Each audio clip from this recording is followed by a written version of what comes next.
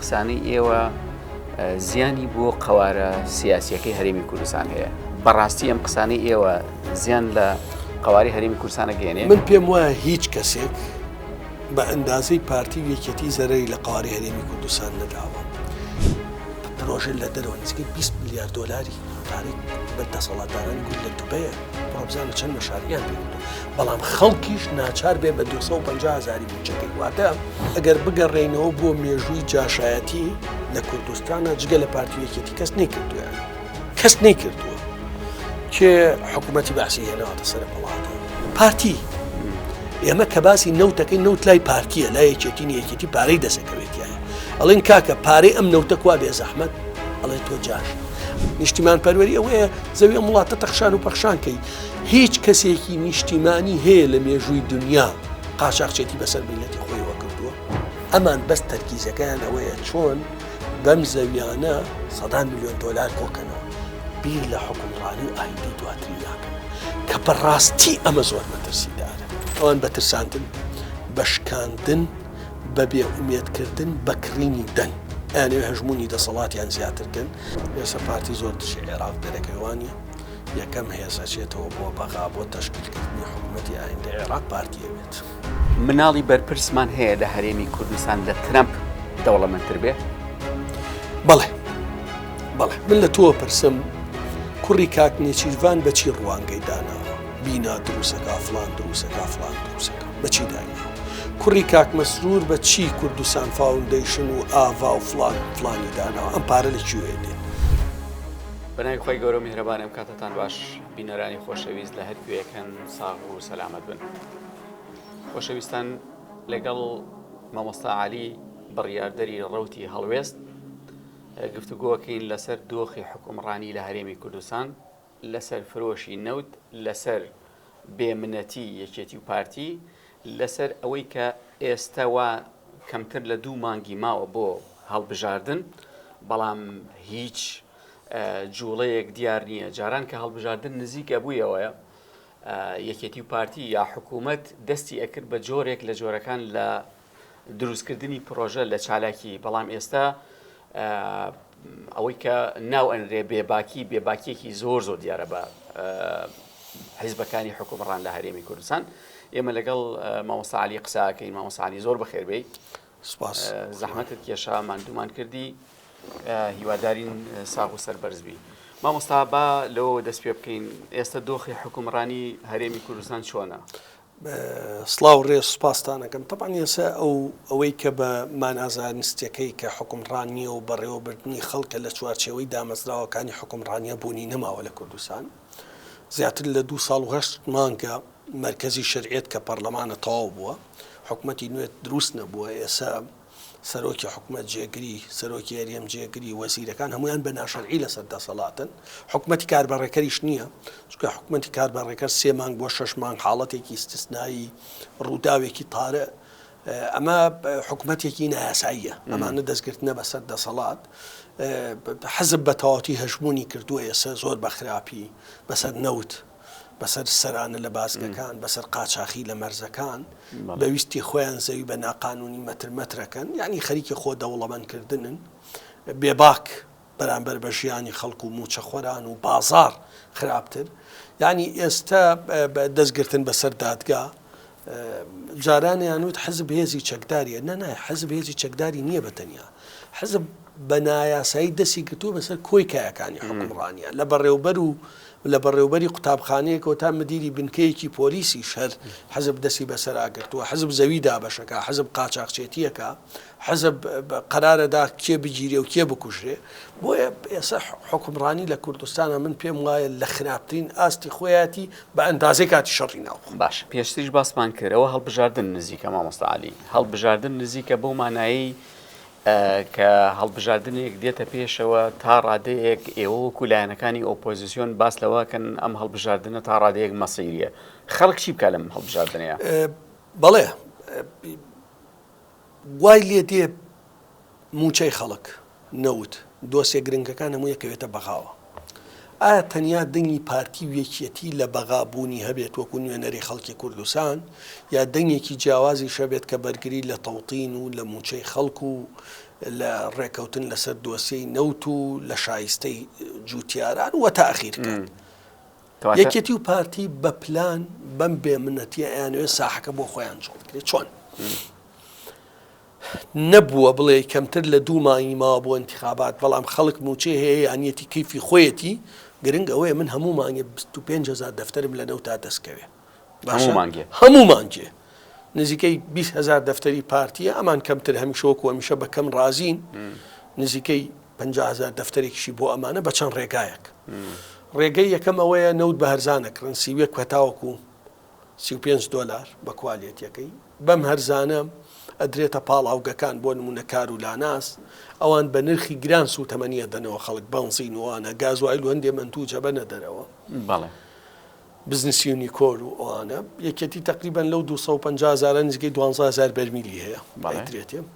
لە هەر تەنکەرێکە چێتە بازگەکانی پارتی یەکێتی $500 سەرانەی لێسێ. سەرانەی عنی پارێکە بۆ حکومت نییە، بە وەسڵی حکومت نییە، هیچ سەرانەیە بۆ حزبە، یعنی سەرانە تعریفەکەی ڕوونە. هەر تەنکەرێکە چێتە دەرەوە $1,400 لێوەرەگرن بە ناوی مەنەفێستەوە کوا هیچ دیار نییە، پارەکەی جگە لە گومرگ. من ئەمە و تۆ ئەشیڵێم کاک 28 مانگ و 15 ڕۆژە نەوت بە بۆری ڕاگیراوە، 264 ملیۆن بەرمیل نەوت بەرەما تۆ فرۆشراوە، داهاتی بۆ خەزێنەی گشتی سفرە، $100 نییە. تەحەدام کردووە ئەشیکە با وەزارەتی دارایی بڵێ $1,000 داهاتی نەوتمان بواتەوە دامان بە موچە، دامان بە خەرجی دائیرەیەک، نە صفر. معقولە قیادەی 2 حزب و چەند کەسێک 5 کۆمپانیا هەموو مانگێ 25,000 دەفتەریان دەستکەوێ 5 ملیۆن خەڵکیش سەفر بە دیوێکی ترام حسابە بۆ جەناب دەکەم. نزیکەی 1,100,000 عایلە لە کوردستانە هەیە، هەموو عایلەیەک لە کوردستانە لەم 28 مانگا 250 بەرمیل حەسەی بووە فرۆشتوویەتی، بەڵام کەس دینارێکی لەم نەوتە دەست نەکەوتووە، هەموو خانەوادێک. ئەو حسابات یعنی چی؟ کە باس لە مەشەکەی وەڵامیان پێ نییە، ناتوان وەڵام دەنەوە. بۆ نمونە کۆمپانیا هەیە لە 6 مانگا بۆ نمونە لە حەقلی فیشخابوون هەر خۆی لە راپۆرتی خۆیاڵە $333 ملیۆن داواتە حکومت لە یەک حەقلا $142 ملیۆن قازانجی خۆم بووە. ئەچی دەڵێ کو پارەبوونی نییە، ئەزانی چیان دەستکەوت لەوەتەی نەوت ڕاگیراوە ئەمانە چ پارێکیان دەستکەوت. ینی تەسەورەکە یەکێتی پارتی پیان خۆش بێ ئەو پارەی لەم فترا دەستیان کەوتووە کە نەوت ڕاگیراوە لە هیچ فترێکا دەستیان نەکەوتووە. بۆیە ئێسەش بە ناوی شەریکات و چیوە ئاستەنگ دروستەکەن، ئەگەر مەعاش بێت لە برینەوتا مەعاش بۆ خەڵکە، ئەگەر مەعاش نەیە ئەوان نەوتەکە بن و ئاوای لێکن کە باسم کرد و پارەکە بۆ خۆیان. ئەی ئەم جۆرە لە گفتوگۆکردن چییە لە نێوان هەرێمی کوردستان و بەغداد؟ ئەمە مراوەغەیەکە؟ بەڵێ مراوغەیە. ئەوان تقریبا 3 مانگ پێش ێستا اتفاقیان کرد لەگەڵ عێراقا نەوت ڕادەست کرێ جگە لە 50,000 بەرمیل بۆ کار و لاناس، هەر بەرمیلی عێراق $16 بدا. ئەمان ئیلتیزامیان نەکرد، وەڵێ ئێمە رازین بە شەریکات رازی نییە، ئێبێت تۆ خۆت لەگەڵ شەریکاتە ئامادەیکەی، کە شەریکات عەقدی لەگەڵ هەرێم هەیە. ئەڵێن تۆ عێراق لە من هیچ عەقدێکم لەگەڵ شەریکاتان هیچ ئیلتیزامێکم نییە، نەوتەکەمە دەیتێ $16 دەمێ بۆ بەرەمێنانی بەدیوێکی ترە. یعنی ئەمان زۆر ئێمەمانان خەڵکی تر بە عێراقچی دژە عێراق ئەمە حساباتە. لە ساڵی پارە ئێمە بەبێ ئەوەی بەرمیلێک نەوت هەرێم بداتە عێراق 11 تریلیۆنی بۆ ئێمە ناردووە. ئەمە حسابات کەچی ئەمان خۆیان 100 ملیۆن بەرمیل نەوتیان فرۆشتووە، داهاتەکەی سفر بۆ خەزێنەی گشتی، بەڵام بۆ خۆیان هەمومان نزیکەی 250 ملیۆن دلار دەستکەوتووە. ئەمان ئیش لەسەر ئەوەیەکەن 2 حزبی دەوڵەمەند سیاسەتی مانەوەیان بەم شێوەیە، لەسەرەوە 2 عائیلەی زۆر دەوڵەمەند، 2 عائیلەی میلیاردێر مناڵەکانیان میلیاردێر باشە، هەموو شتیان هەبێت، بانکیان هەبێت، زانکۆیان هەبێت، مەشارعی زۆر گەوریان هەیە ئێستا لە دوبەی، لە ئەمریکا مڵکی زۆر گەوریان هەبێت، پارەیان لە سوئیسرا بێت، هەمویان هەبێت، لە خوارەوەش میلەتێکی هەژار. ئەوان پێیان وایە ئەگەر ئەوان دەوڵەمەند بوو میلەتەکە هەژار بن ئەتوانن بەردەوام بن لە حکومڕانی بەم فۆرمە. چۆن هێزێکی ئەمن و سەربازی زۆریانەیە ئەتوان بۆ ژیانی خەڵک بەکاری بێنن و لە انتخاباتە ناچاریانەکەن بەدەنگدان، پارەیەکی زۆریان هەیە و ڕێخستنیان دروست کردووە، دەنگی ڕێخستنەکانیشیان بە ئیجباریەتە. ئێستا خاڵی سێمی سیاسەتەکەیان کڕینی وجدان و ئەخلاق و ئیمانی خەڵکە، بە خەڵکەڵێ تۆ فەقیری هیچ نییە بارەوەڵا وەزعم زۆر خراپ دە باشە 5 دەنگتان هەیە بمان دەنێ بۆ ئەوەی ملیۆنی دینارت بنێ واتە 5 دەنگت لێکرێ بە ملیۆنی دینار دوایی 1000 هێندەی ملیۆنە دینارەکە پارەت لێ دزێتەوە بە نەوت و بەزەوی ئەمەیەکەن لە تەنیشتی ئەوەی دەنگی ناڕازیە بێ ئومێدیەکەن بە بەرنامە چۆن خۆپشاندان سوودی نییە ڕەخنەگرتن سوودی نییە چون بۆ دەنگدان سوودی نییە بۆ نمونە بەمە چیەکە واکە خۆی بمێنێتەوە یەکێتی بۆ نمونە یعنی ئەو کارکتەرانی دێنە سەر شاشە و پشتی مایکەکان و لە مۆبایلەکانەوە قساکەن ئەڵێن هەڵبژاردن باوەڕکە خەڵکە بۆ میدیایەکی بچووکی میدیایەکێ بۆ فرۆشوت و یەکێتی خۆی ئەنی فرۆشتێتی یەکێتی میدیاکە کەچی دێ بە خەڵکەڵێ هەمووی وەکو یەکوایە باشە بۆ شتی تریش نەچینە شتە شخصەکانە سەیرکە پلانی یەکێتی چییە بە پارە بەهێزی ئەمنی سەربازی بەڕێخستن بە ناچارکردنی کارمەند بەوەی ڕسمی دەنگدان گەیسە پێشەوەی بێمە بەرنامەکەەوە نامۆشتن بۆ هاتوو لە مروری سلێمانیەوە بە زۆر کارمەندەکانی مرور دەخەنە گروپەکانەوە بێت دەنگ دەی بێچێتی و ئەوە بەم فۆرمە زەختە ئێوێ 200,000 دەنگێ بێنێ ئەوەشی ناڕازیە نەچێ بۆ دەنگدان مثلا لە سا 65 بانەچێ بۆ دەنگدان لە سا 35 چێ ئەم بەم لە سا 35 نیوەی بێنێ کە لە سا هەفتەیەتی بەم لە سا هەفتە ئەکاتە 10 کورسی ئەگەر خەڵک بچێ بۆ دەنگدان ئەم 6 کورسیێنی بامان شێوە پارتی لە سنووی محافظەی هەولێران نزیکەی 200,000 دەنگی هەیە کەم نزیکەی لە سا 20 خەڵکە بەڵام دۆخێ دروستەکە ئەم لە سا 20 بەچی بەڕێخستن بەهێزی ئەمنی و سەربازی بە کۆمپانیا بە پارە بەوە جەماوەرە ناڕازیەکەش بێ ئومێدی کە بیترسێنە ئەوەی لێ بکە بۆ ئەوەی نەچێ بۆ دەنگدان یەکێتی و پارتی ئێستا بەم فۆرمە ئەیانوێ بمێنەوە ئەگەر نا هیچ تایبەتمەندیەکی حکومڕانی لە پارتی یەکێتیان نییە خەڵک دەنگیان پێ هیچ گومانی تیان نییە مامۆستا عەلی کە یەکێتی و پارتی هیچ سیمایەکی حکومڕانیان نەهێشتوێتەوە ئەو سەرنجانەشی کە جەنابەت باست کرد کە دوو خانەوادەی دەوڵەمەند لەسەرەوە خەڵکێکی میلەتێکی هەژار لە خوارەوە هەموو سیماکانی دیکتاتۆریەت بەم شێوەیەیە باشە بەڵام بۆ ئێوەش تا ڕادەیەک پەرتەوازن مامۆستا عەلی ڕەنگە زۆر هۆکار هەبێت دوای گۆڕان تا ڕادەیەک دوای کۆچی کاهینوشیروان و ئەوانە شەڵەژانێکی گەورە لە بەرەی ئۆپۆزیۆنە دروست بووە پەردبوونیە دروست بووە من پێم وایە فترەیەکی زەمەنیەوێت تایەتەوە تایم باش و خراپ تێکەڵ بووە ڕەوا و ناڕەوا تێکەڵ بووە ڕەنگە خەڵکێکە بهێت باوەڕی بۆ ئۆپۆزیۆن نەبێت دۆخی هێنابێتێ ناو ئۆپۆزیسیۆنەوە یان شتێکی هێنایە بە تێپەڕبوونی کات ئەمەش تێپەڕێنێ بەڵام ئەم بێ باکەی پارتی یەکێتی مەترسیدارە نەک بۆ خۆیان با خۆیان لە ناوچوون و کوردواتنی ئاو بڕۆن من ترسی گەورەمەیە هەریەمی کوردستانیش تووشی مەترسیەکی هێچکارکەن ئەم نەزەریە ناچێتە ڕێوە ینی تۆ مناڵیان هەیە خاوەنی 8 ملیار دلار بۆ سەرەوەی 8 ملیار ئەبێ گەورەترین پرۆژەی نیشتەجێبوون لە وڵاتایی ئەوان بێت بانکی ئەوان بێت پاڵاوگەی نوتی ئەوان بێت بۆری نوتی ئەوان بێت کارگەی شیشی ئەوان بێت پرۆژەی چیمەنتۆهی ئەوان بێت پرۆژەکانی ڕێگاوبانی ئەوان بێت فلانی ئەوان بێت ئەوان پرۆژە لە دەرەوە نزیکەی 20 ملیار دلاری پارەی بەردەسەڵاتدارانی کورد لە دوبەیە بڕۆبزانە چەند مەشاریعیان پێکردو بەڵام خەڵکیش ناچار بێ بە 250,000 موچەکەی واتە 8 ملیار دلارت لێ ئەبا بە چەند دەفتەرێک تۆ ئەخەڵەتێنێت ئەوە نە دەفتەرماندا بە خانوویە بۆ فەقیرێک و ئەوە نە دارمان چاند و هۆڵێکی بچووکمان دروست کردووە بێ هەموو خەڵکیش بڕوا سوپاسیان کە ئەوستایشیان کە واتە 100 ملیۆن دلارت لێ دزێ بە چەند هەزار دلارێک سۆز و هەستی خەڵک بۆ لای خۆی ڕاکێ ئەمە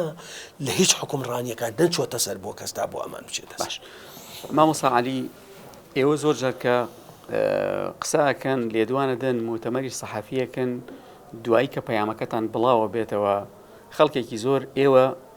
بەجاش لە قەڵەمتانەدا ئەڵێ ئێوە جاشن من حەزەکەم بەراوردی جاش بکەی لەگەڵ خۆتانە یعنی ئێوە جاشن یا کەسانی دیکە بەڵێ طبعاً ئەگەر بگەڕێینەوە بۆ مێژووی جاشایەتی لە کوردستانە جگە لە پارتیەکێتی کەس نەیکردو ینی کەس نەیکردووە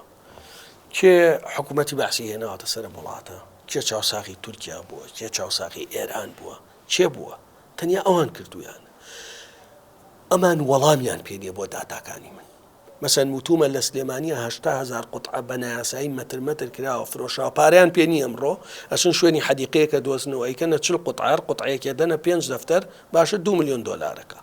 هەفتەیەکی تر پێویستیان بە پارەیە 100 قوتعی ترە فرۆشن ئەیدەنە 5 ملیۆن دلار باشە وەڵامیان پێ نییە بۆ ئەم نایاساییە بۆ ئەم ژێر پێخستنەی قانونە بۆ ئەم ئیهانەکردنە بە خەڵکی سلێمانی دێ ئەڵێن تۆینی مەسەن وتومە کاکە یەکێتی ئەوە خەریکی قاچاقین ناکرێت تۆ مانگی 20 بۆ 20 ملیۆن دلارت لەسەر حسابی ئەم خەڵکە بە قاچاقی دەستکەوێت فەڵام پارەیەکی کەم بکەیتە بدەیتە دەرمان و بیکەی بە منەت بە سەرمان و تۆ زانی سەردەمێ بەس گومرگی باشماخ مانگانە بەس جگەرە 9 ملیۆن دلار بوو ئێستا سفرە بۆی بە قاچاق ئەمەی پێ نییە وەڵام بۆ ئەمە دێ ئەڵێ تۆ مەسەلەن جاشی پارتی ئێمە کە باسی نەوتەکەی نەوت لای پارتیە لای یەکێتی یەکێتی پارەی دەسەکەوێتیایە ئەڵێن کاکە پارەی ئەم نەوتە کوا بێ زەحمەت ئەڵێ تۆ جاشی ئەڵێم کاکە بە چه حەقێ مناڵی ئێوە پاڵاوگەی نەوتی هەبێت کەناڵی ئاسمانی هەبێت ڕوانگە و کوردستان فاوندیشنی هەبێت بانکی هەبێت ئەرز و ئاسمانی هەبێت ملیارەها دۆلاری هەبێت و خەڵکنان نەبێ بیخوا ئیتر بینا بکەن بۆ خەڵک داد بچێنن مەش بە چه حەقی ئەم پارە لە چۆ دێت نایە وەڵامی ئەمە داتەوە مناڵی ئێوە بە چه حەقێک یەکێکیان 13 ملیۆن مەتر زەوی وەرگێت لە سنتەری ئەولێرە بای 6 ملیار دۆلارە سەروەتەکەی ترام بای 6 ملیار دۆلارە ڤێلایەکتیایە بە 8 بۆ 10 ملیۆن دۆلارە فرۆشن یاریگای گۆڵفی تایە مناڵەکەی ترتان لەو لاوە 612 دۆنمی لە سنتەری هەولێرە هەبێت و ڤێلایەک بدا بە 2 تا 20 ملیۆن دۆلار زەویەکی تری لەولا بە نایاسایی بردووە بای 700 ملیۆن دۆلارە بەرامبەر هوتێل ڕۆتانە باشە 100 مەشروعی تری نەوت و فلانت بۆ باسەکەم تەنانەت دەڵێن بە چه حەقێک دەستان گرتووە بەسەر احتیکاری دەرمانی شێرپەنجە جگە لە کۆمپانیایە کە هی خۆتانە و باشە ناوی گلۆبین فارمایە هیچ کەس بۆی نییە دەرمانی شێرپەنجە بفرۆشە ئەخوەرە تۆ تەماحت بگا بەوەی مناڵێک تووشی شێرپەنجە بووە و سەری ڕووتاوەتەوە تەماحت بگا بەوە تەسەورەکەی چی لە ژیانی خەڵکە ئێستا کە من و تۆ قسەیەکەین ڕێگە نادەن هیچ نەوتێکی سپی داخلی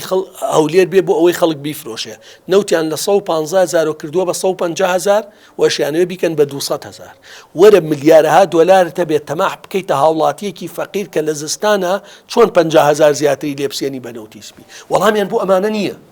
ئێوە جاشی عێراقن زیاتر لەمە لەگەڵ عێراقا خراپە بۆ پارتی ناکشێتەوە کەس بەقەدەر فواد حسێن کە وەزیری دەرەوەی وڵات بە وڵات بەرگیر لە سیاسەتی عێراق کردووە کەس نەیکردووە جگە لە کۆمپانیای کار هیچ کۆمپانیایکی عێراقیە حەقلی نەوتیە بێ 5 حەقلی نەوتی هەیە لە عێراقا بۆ خۆتان بزنسە بڕۆ بزانە وەزیری ئاوەدانکردنەوە لە بواری ئاوەدانکردنەوە و مەشاریع پێدانە چی پێداون بە کۆمپانیەکان و فلان کێ بوو شانی سەدری ماچە کرد کێ بوو چی فلان بۆ جاشین ینی بڵێ پارەی نەوت کو جاشایەتیە بڵێ کاکە لە بازگەکان سەران وەرمەگرن لە خەڵک جاشایەتیە بڵێ قاچاقی بەسەر میلەتی خۆتەوە مەکە جاشایەتی ئەمانە چین دەسی وڵاتی بێگانەمان گرتووە بڵێ کاکە موچەی خەڵک تەڵتین بکە بۆ ئەوەی ئەو کاتەی مامۆسایەک لە بەسڕە مەعاش وەرەگرێ بە هەمان سیستەم مامۆسایەک لە سلێمانی وەریگرێ ئەمە جاشایەتیە بەڵام 262 ملیۆن بەرمیل نەوت بفرۆشی داهاتەکەی سفر پێ کوردایەتیە مناڵی خەڵک نان نەبێ بیخوا مناڵی ئەوانش ملیارەها دۆلاری هەبێ ئەمە کوردایەتیە مناڵی بەرپرسمان هەیە لە هەرێمی کوردستان لە ترەمپ دەوڵەمەندتر بێ بەڵێ من لە تۆ پرسم کوڕی کاک نێچیروان بەچی ڕوانگەی داناوە بینا دروسەکە فلان دروسەکە بەچی دایناوە کوڕی کاک مەسرور بە چی کوردستان فاوندیشن و ئاوا و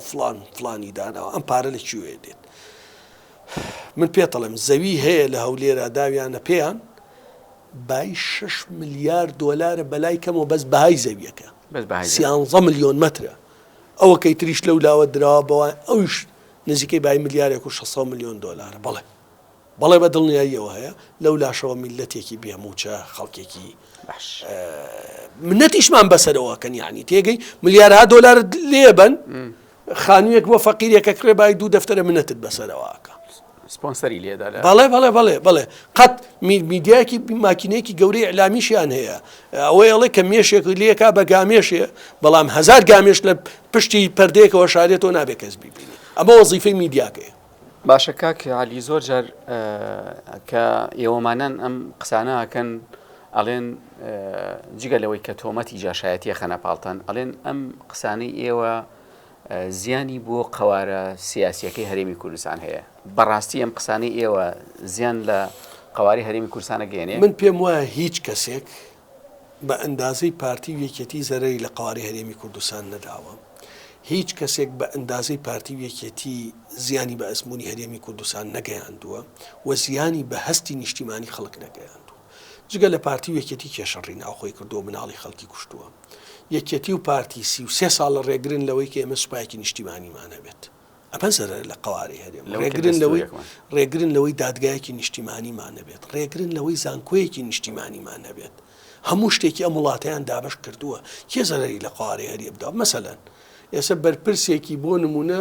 دژە تیرۆر ئێرە لەولا ئەمری گرتنی هەیە بەرپرسێکی دەستگای زانیاریش ئەمری گرتنی هەیە جێگری مەسئولی دەستگای زانیاریش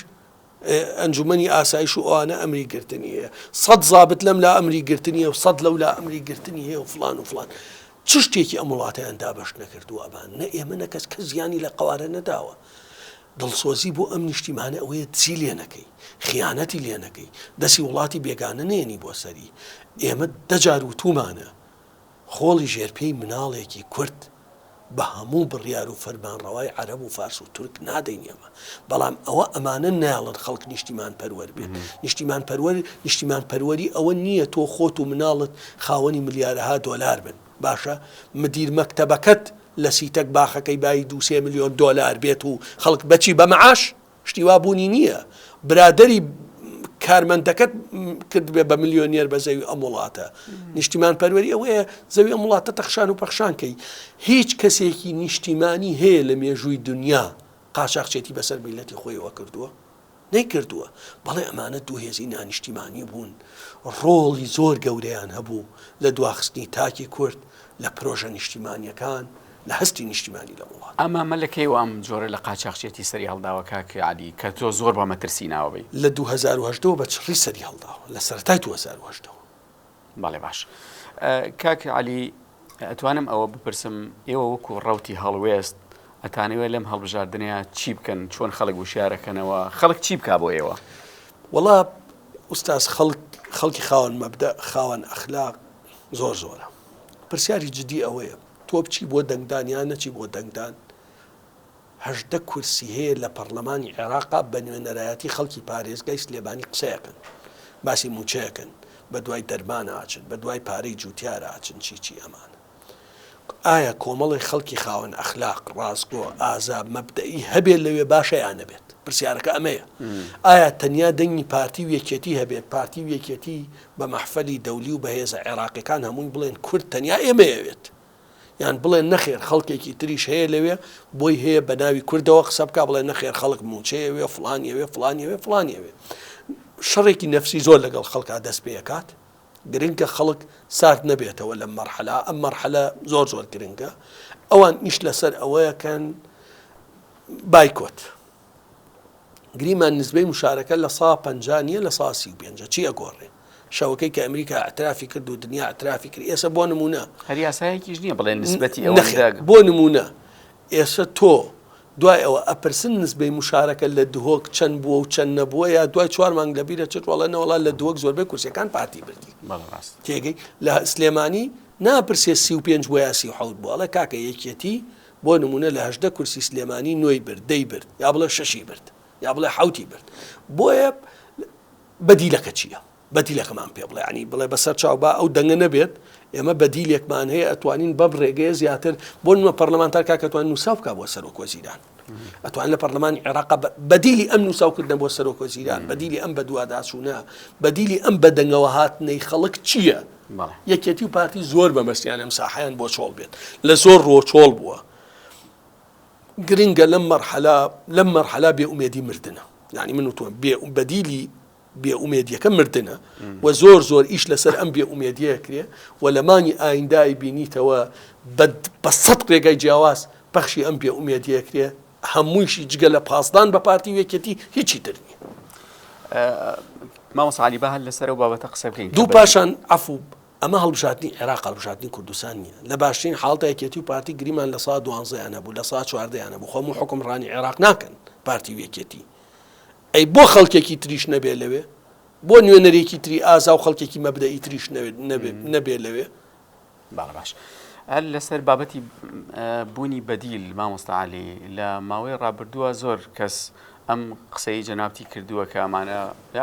وەکو ئێمەمانان هاوڵاتیەکی ئاسایی پرسیاری ئەوەی کردووە یەکێتی و پارتی بەدیلیان نییە تا ئێستا بۆیە لە ڕووی نێودەوڵەتیەوە جۆرێک لە جۆرەکان تا ئێستا پشگیری یەکێتی و پارتی ئەکرێ بەڕاستی یەکێتی و پارتی بەدیلیان نییە بەدیلیانێ هەموو کەس بەدیلی پارتی وێکێتی یەکێتی و پارتی هیچ شتێکی باشیان نەکردەوە بە خەڵکی تر نەکرێ بەڵام 100 شتی خراپیان کردەوە بە خەڵکی خاوەن مەبدە و خاوەن ئەخلاق و خاوەن باوەڕ نایکەن بە خەڵکی نیشتیمانی ناکرێت بە دڵنیاییەوە بەدیل بە تەدریجی دروسە بێت لە سەعاتێکا دروست نابێت من باوەڕم بەو نەزەریە نییە پێشم وایە فریودانی خەڵکە بۆیە قەتیش بەکاری نایەنم پێت وابێ ئەمڕۆ سەعات 5 عەسر ئەچی بۆ دەنگدان شەو سەعات 10 پارتی وێکێتی لە حکومان نەماون بەڵام ئەم پرۆسە بێ بە تەدریجی ڕووبدا ساحەکە چۆڵ نەکەین و لە هەندێ لەحظاتە هەندێک گۆڕانکاری ڕوەدەن لە دنیا بینیومانە سەی تەجاروبی دنیاکە ئینسان چاوەڕێی نەکردووە نزیکترینیان نیپاڵ بوو بەڵام گرنگەوەیە کۆمەڵی خەڵکی خاوەن مەبدە حازر بن لە جاروایە لە ساتێکا شتێک ڕوەدا یعنی ساحەکە چۆڵ بکرێ زۆر خەتەرە خۆپشاندان بەهای نییە دەنگدان بەهای نییە نووسین بەهای نییە چون بۆ انتخابات بەهای نییە ئەی دانیشتن لە ماڵەوە و دەرگا داخستن بەهاکەی چییە بەهاکەی بۆیە ئەو کەرەستەی لە بەردەستمانایە بەرامبەر بە زوڵم و ستەمی دەسەڵات و ئەتوانین بابیکەین ئێمە لەوە بەرپرسین کە لە توانامانایە لەوە لە ئەنجام بەرپرس نین یعنی چی بکەین هەموو جودێکمان بۆ ئەنجامە وەکۆی کاک عەلیافۆ قسەکەشت پێ بڕم وەکۆی کە جەنابەت زۆرێک لە نوێنەری وڵاتانە بینی کۆنسڵخانەکانە بینی دنیای دەرەوەت بینی و خەڵکی سیاسی دەرەوە بینی ئەوان ڕایان چییە لەسەر ئەم دۆخە لە هەرێمی کوردستان هەیە کە ئێوە لە قوڕاچەقینی ناوە تایبەتمەندی ئێران و تورکیا لەگەڵ وڵاتانی دیکە جیاوازن هیچ وڵاتێک نایە حکومڕانیەکەت بۆ بگۆڕێت خۆت لە ماڵەوە دانیش خۆت چیەکەی ئێستا مەسەن ئەم جارەیە ئەمە من ناڵێم تەزویر ناکرێ ناڵێم ناکرێ ناشڵێم ئەکرێ بەڵام جوهدی دنیامان کردووە لە وڵاتان لە بەغا لە کۆمیسیۆن ڕەنگە نەتوام لێرە تەفاسیلەکەی باسکەم هێزە عێراقیەکان کە منافسەیەکی جدی هەیە لەوێ ئەوانە بەرامبەر یەکتری بۆ ئەوەی تەزویر نەکرێ جودی دنیامان کردو لەو لاشۆ بێت جودی دنیا بکەین بۆ ڕێکرد لەگە ئەوەی لە توانامانەیە بیکەین بەڵام ئەنجامەکە چی ئەبێت بەڕاستی محکومین ئێمە بەم جوگرافیای کەتیایەشی ئێران لەولا تورکیا لەولا ئەوە سووریە کە ئیبینی ئەوە عێراقە بەڵام ئەضعەف الئیمانەوەیە کۆڵ نەدەینیان تخوا مامۆستا عەلی باست لە تەخشان و پەخشانی زەوی کرد لە سلێمانی خەفەتی زۆر پێشتریش هەندێک قسەمان باس کرد کە ئەمە لە داهاتوویەکی نزیکە 15 ساڵی داهاتووە کارەسات دروستە بێ ئەم بابەتی تەخشان و پەخشانکردنی زەویە بەبێ پلان حەزەکەم تەفاسیل لەسەر ئەو بابەتی زەویە نزیکەی 80,000 قوتعیان بە نایاسایی مەتر کردووە 80,000 بەڵێ نایاسایی چییە ئەمری وزاری نییە تاپۆی نییە حکومەت نییە چییە خۆیان یەک دوو کۆمپانیان دروست کردو بۆ نمونەیەکیان ناوی مادانە لەسەر چنار باشە خۆیان نەخشەی بۆ دروستەکەن ئەم کۆمپانیا فۆرمی بۆ دروستەکە بزن زەویە ترێ بە تۆ بە 3 دەفتەر زەوی هەبووە هەر خۆیان بۆ نمونە لە سایبستی تا 100 مەتری هەمویان مەتر کردووە سەر جادەکە 7 دەفتەر 20 دەفتەر فۆرمێکی بۆ دروستەکەن ئەم فۆرماچی بۆ شارەوانی یەکسەر ئیجازە بیناش دەداتێ یعنی تۆ گەر زەوی بە تاپۆ قانون شتوەرگی ئیجازە بینات نییە زەویە 20 ساڵە بە تاپۆرگی ئەو ئیجازە بینای نییە بیرکەرەوە مەسەلەن ئەمە بۆ نمونە 100 مەتری ڕاپەڕین لای هەواری شار لای پایۆنێر لای نەخۆشخانەی شۆڕش لای هەموو سلێمانی لەکوێ ئێستا بزان قوتعی هەیە ئەیبەن ئەمە نە ئاوی هەیە نە کارەبای هەیە نە ئاوەڕۆی هەیە هیچی نییە واز لە بێتاپۆ و مشکیلەکە بێنەیتر ئەم دەس و ئەو دەس و ئەم خاوەنی سەرکرد بیرکەوە 10 ساڵی تر چی بۆتە ئەمان بەس تەرکیزەکەیان ئەوەیە چۆن بەم زەویانە 100 میلیۆن دۆلار کۆکەنەوە بیر لە حکومڕانی و ئایندەی دواتری ناکەنەوە کە بەڕاستی ئەمە زۆر مەترسیدارە ئەی ڕاد لەسەر دابشکردنی ئەم زەویانە چییە کە بە فەرمانبەر ئەمە مشکلەیە فەرمانبەرێک بە حەقی قانونی خۆی 20 ساڵ خزمەتی هەیە زەویەکێ دەی تێ ئێستا لەوانەیە 2 ملیۆن دینار دەکا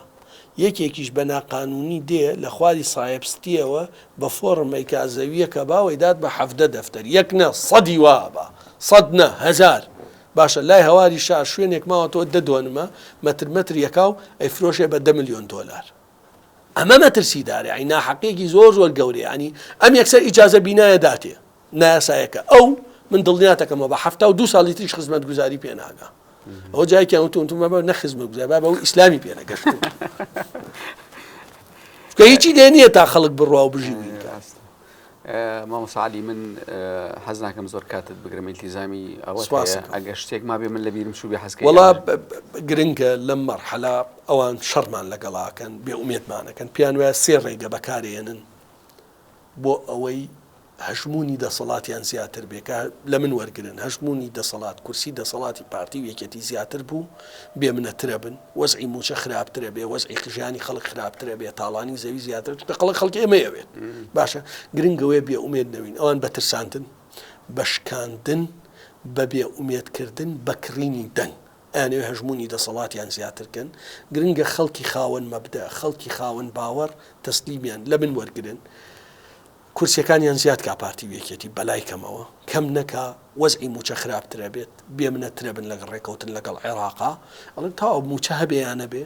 ئێمە بۆ خۆمان نەوتە فرۆشین پارەکەی و خەڵکەوەدا دەنگی بە ئێمەدا هێزیشمان هەیە و کێمان بێ سەرکوتیەکەین و ئەوانە گرنگەوەیە خەڵکی خاوەن باوەڕ تەسلیمیان نەبێ لەم قۆناغ سەرنجێکیش لەسەر پەیوەندیەکانی نێوان پارتی وێکێتی لەگەڵ عێراقا چکە زۆر جار کە هەڵبژاردن نزیکە بێتەوە ئەبنە نیشتیمان پەروەری عایرە 24 بەڕاستی هەرێمی کوردستان وەکو حکوومەت پەیوەندی لەگەڵ عێراقا خراپە یا وەکو حیزب حزبەکان لە ژێر و پەیوەندیان باشە لە من وەرگرم قسە ئێستا پارتی زۆر دژی عێراق دەرەکەوانە یەکەم هێزەچێتەوە بۆ بەغا بۆ تەشکیلکردنی حکوومەتی ئایندە عێراق پارتیە بێت. سپاس دەکەم کاک عەلی کە ئامادەی بەرنامەکەمان بووی بینەرانی خۆشەویست لەگەڵ کاک عەلی حەمە ساڵح